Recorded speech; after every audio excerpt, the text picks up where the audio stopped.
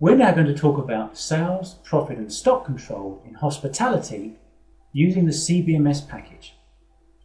There are different ways of setting up your product file.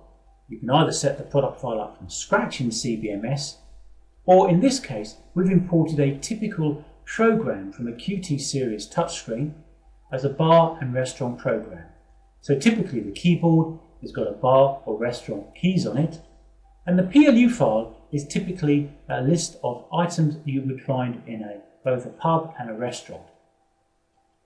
The items have been imported as sales items because CBMS does not know how the product is bought, counted or sold. So the first thing we're going to do is to convert a product from a sales item to an item with stock control.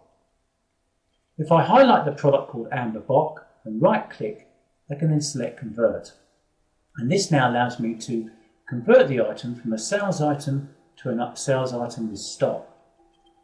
The next screen allows me to select how we actually purchase the product, and in this case it's an 11-gallon keg.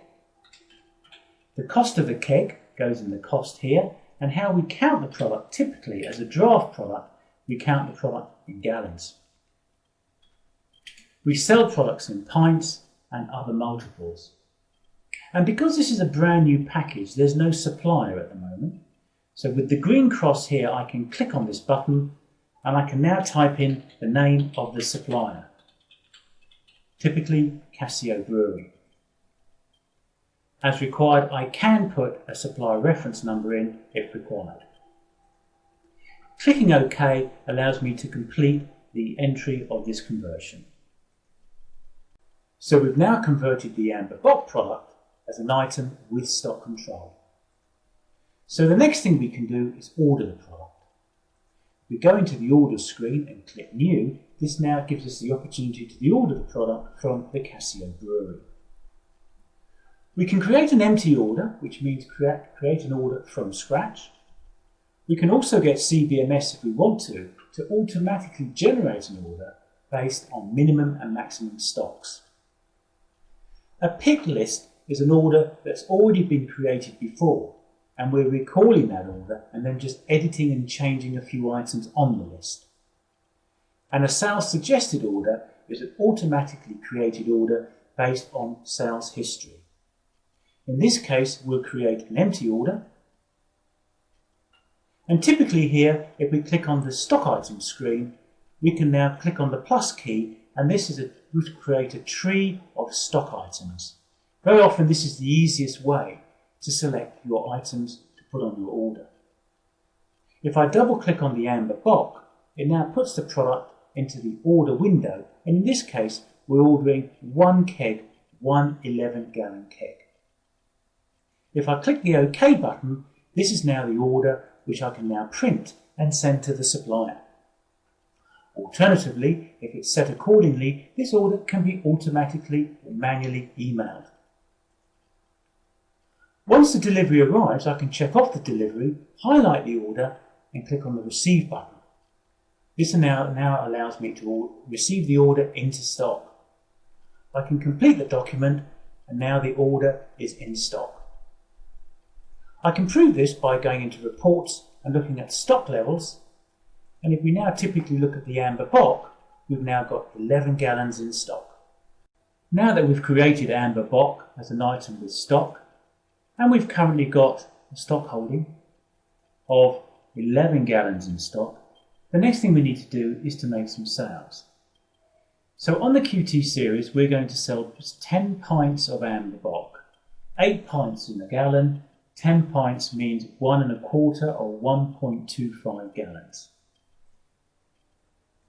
Once we've sold that, if we now do an end of day collection of sales, we can read the sales and bring that information back to CBMS. Typically, once this is done, we can then review the stock situation and also look at some sales reports. On the stock side, if we now look at the stock situation, we'll see that the stock quantity has now gone from 11 gallons down to 9.75, meaning that we've sold 1.25 gallons or 10 pints. Other information, as we've seen before, on the sales side is end of day sales report, which will show that we've sold this information, this amount of money has been sold at branch level, and typically if we want to look at item sales profit per stock area will actually give us a handle on what profit we're making on Amber Bock, in this case 56.36% profit on the 10 units that we've sold. The important job we now need to do with Amber Bock is to do a stock take. Typically at the moment, the stock level of Amber Bock is 9.75 gallons. We're now going to count the stock and see how the result affects our profitability. By going into the stock take button, we can now freeze the stock. This simple procedure takes a snapshot of the stock as it is at this moment in time. So it means to say that if we come to enter the stock result tomorrow, the stock figures will not have changed. The next thing we do is to produce stock taking reports. So we can now issue these reports to the counters and they can go and count our products. In this case here, we've only got one stock item, which is Amber Bock. Once the count is done, we now have to enter the count into the computer. Remember, theoretically, we've got 9.75 gallons. So let's say typically we've only got 9 gallons. We know this is a loss, but how is this loss going to affect our profitability? If we hit the complete button and go into reports, the first thing we can do is look at stock usage with GP. This basically will give us an overview of our stock and profit based on the stock being correct. We delivered 11 gallons, we counted 9 gallons, so the computer is saying you must have sold 2 or used 2, which means to say that that being correct, you're achieving 56.35% profit. The next report, which is the stock variance report, will now check to see whether we do actually have the correct stock or whether we're actually making a loss or a surplus. In this case here, it shows that we've delivered 11 and we counted 9, which means to say we should have sold 2. In actual fact, we've only sold 1.25 gallons, which means that we have lost 0.75 of a gallon or £5.45. This variance loss must surely affect our profitability. And we can check this by now looking at our stock item profit report, which will recalculate our profit based on this current stock result. Typically here, we've counted 9, we've used 2. Based on that, it's recalculated our GP. Instead of making 56%, we're now making only 30%, because we've actually lost some stock.